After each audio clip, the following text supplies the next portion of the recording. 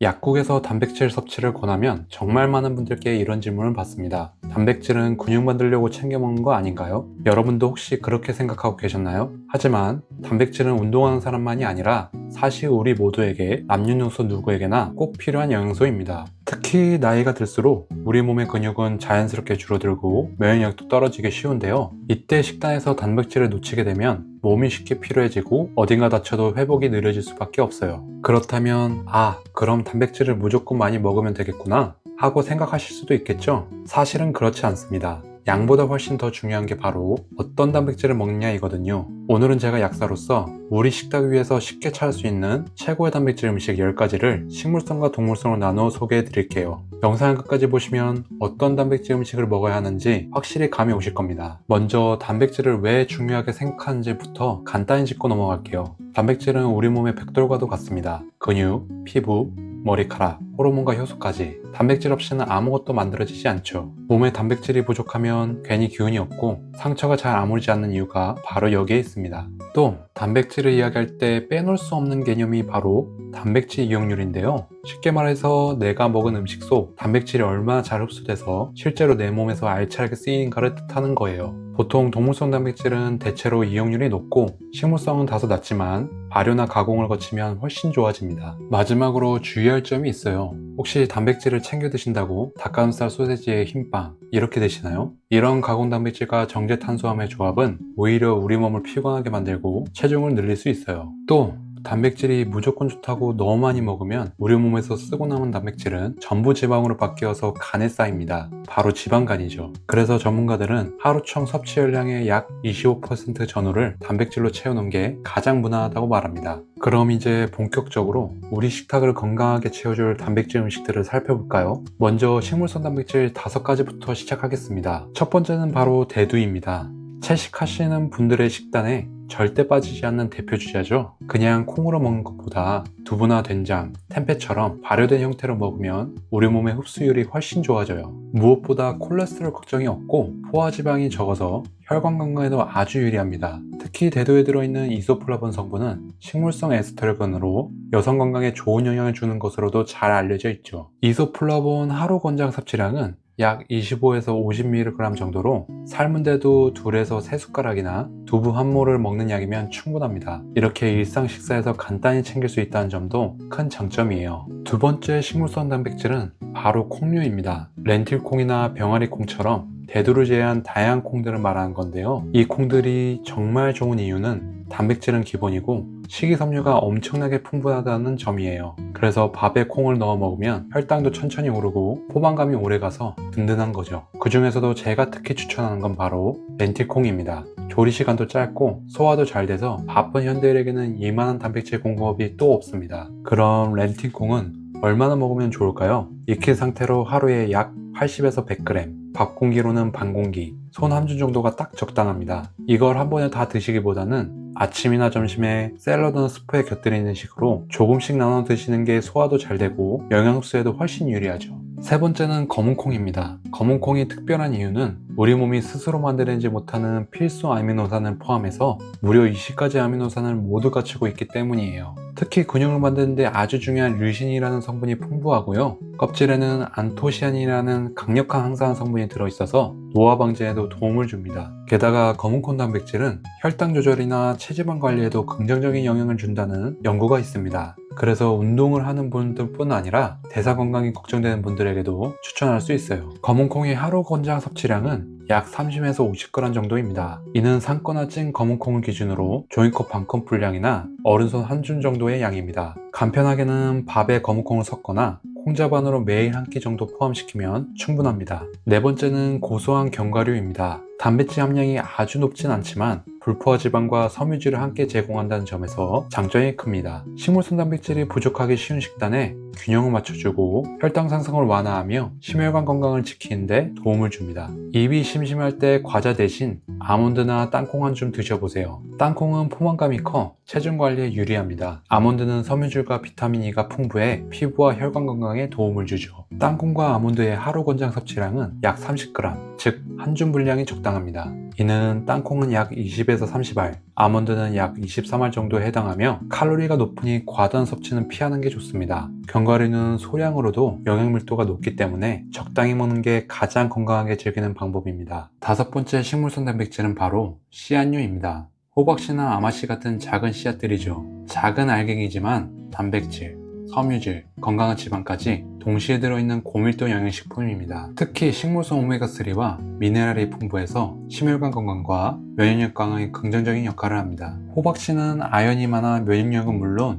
남성 건강에도 도움이 됩니다. 아마씨는 여성 호르몬과 비슷한 리그난 성분이 들어있어 여성 건강 전반에 유리하죠. 호박씨의 하루 권장 섭취량은 약 20에서 30g, 즉 한 줌 정도입니다. 아마씨도 용량은 호박씨와 비슷하며 약 1큰술에서 2큰술 분량이 적당해요. 요거트나 샐러드, 스무디에 간편히 넣어 섭취할 수 있습니다. 과다한 섭취는 칼로리 과잉과 소화장애의 원인이 될 수 있으므로 권장량을 지키는 것이 중요합니다. 이렇게 우리 몸의 기초를 튼튼하게 다져주는 식물성 단백질 5가지를 알아봤습니다. 섬유질과 각종 비타민, 미네랄까지 함께 챙길 수 있다는 게 정말 큰 장점이죠. 하지만 근육을 만들고 활력을 더하는 데에는 또 동물성 단백질을 빼놓을 수 없겠죠. 동물성 단백질은 우리 몸의 흡수율이 높아서 특히 기력이 없거나 근육을 효과적으로 늘리고 싶을 때 아주 중요한 역할을 합니다. 그럼 지금부터는 우리에게 익숙하면서도 강력한 동물성 단백질 5가지를 소개하겠습니다. 첫 번째는 돼지고기와 닭고기입니다.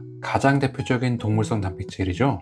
소화 흡수가 잘 돼서 운동 후에 기력을 회복하고 근육을 유지하는 데 아주 효과적이에요. 닭고기는 지방이 적고 단백질이 풍부해서 다이어트 식단이나 운동 후 회복식으로 자주 활용됩니다. 돼지고기에는 피로회복 비타민이라고 불리는 비타민 B1이 풍부해서 피곤하고 지칠 때 든든한 에너지원이 돼줄 수 있습니다. 돼지고기와 닭고기의 하루 권장 섭취량은 성인 기준으로 대략 100에서 150g 정도가 적당합니다. 쉽게 말해서 손바닥 크기 정도의 닭가슴살과 돼지고기를 하루 식사에 포함시키는 방식이 좋습니다. 튀기거나 굽는 것보다 삶거나 찌는 조리법이 칼로리와 지방 섭취를 줄일 수 있어 더 건강합니다. 삶거나 찌면 단백질 손실이 적고 지방 섭취가 줄어 심혈관과 체중 관리에 도움이 됩니다. 두 번째 동물성 단백질은 우리에게 아주 친숙한 유제품입니다. 유제품의 가장 큰 장점은 단백질뿐만 아니라 칼슘, 인, 비타민 B군까지 한 번에 섭취할 수 있는 아주 훌륭한 영양식품이란 점이죠. 종류별로 똑똑하게 챙겨 먹는 팁을 알려드릴게요. 먼저 우유는 하루 1컵, 200ml 정도가 적당한데요.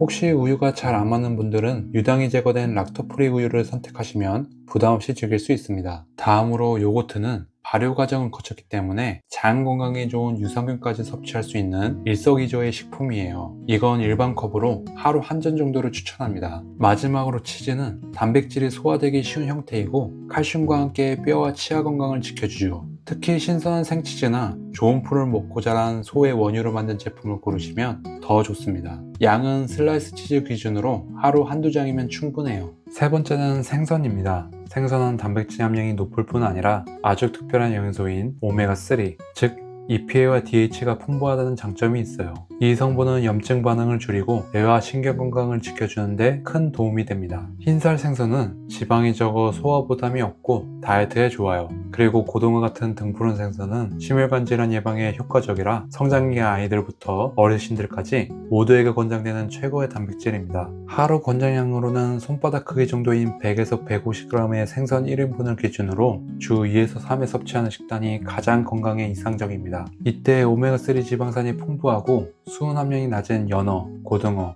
정어리 같은 지방이 많은 생선을 선택하는 것이 좋습니다. 반면에 수은 함량이 높은 큰 생선은 섭취를 제한하는 것이 바람직합니다. 예를 들어 저녁 반찬으로 고등어 구이를 주 2회 정도 챙기면 좋습니다. 네 번째는 붉은 고기입니다. 소고기나 양고기 같은 것들이죠. 붉은 고기는 우리 몸에서 에너지를 만드는데 꼭 필요한 철분과 비타민 B군이 아주 풍부합니다. 그래서 빈혈이 있거나 기운이 없는 분들에게 좋은 단백질 공급원이 될 수 있죠. 또한 아연과 셀레늄 같은 미네랄도 풍부해서 면역력 강화에 좋습니다.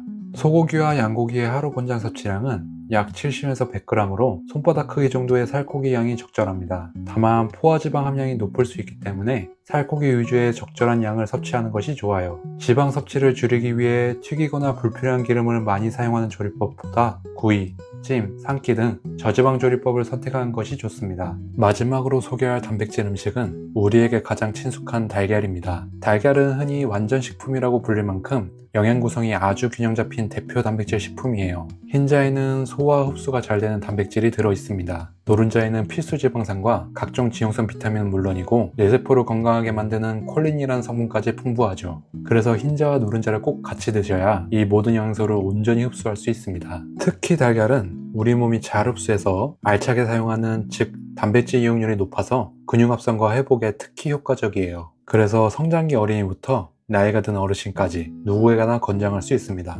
무엇보다 최고의 장점은 이렇게 좋은데 가성비도 있다는 점이에요. 아마 일상에서 가장 쉽게 최고 효율로 단백질을 채울 수 있는 식품일 겁니다. 성인 기준 하루 권장 달걀 섭취량은 2개 정도가 적당하며 이는 혈중 지질에 큰 영향을 주지 않으면서도 영양적으로 이상적인 양입니다. 오늘 식물성과 동물성 단백질 10가지를 알아봤는데요. 오늘의 내용의 핵심은 이겁니다. 단백질은 단순히 약을 채우는 것보다 질과 다양성이 훨씬 더 중요하다는 것이에요. 한 가지 음식만 고집하기보다는 오늘 알려드린 식물성과 동물성 단백질을 균형 있게 조합해서 드시는 게 좋습니다. 그래야 체중 관리와 면역, 그리고 장기적인 건강에 모두 유리하죠. 좋은 단백질은 어떤 특별한 약이나 보충제가 아니라 우리가 매일 먹는 음식 속에 숨어 있습니다. 오늘 저녁 식사부터 제가 알려드린 음식 중 하나를 식탁에 올려보는 건 어떨까요? 작은 습관의 변화가 나이 들어서도 활기찬 당신을 만들어줍니다. 단백질 섭취에 대해 평소 궁금했던 점이 있다면 댓글로 질문을 남겨주세요. 제가 직접 답변해 드립니다. 여러분의 참여가 더 좋은 영상을 만드는데 큰 도움이 됩니다. 오늘 영상이 도움이 되셨다면 좋아요, 구독, 알림 설정 부탁드립니다. 감사합니다.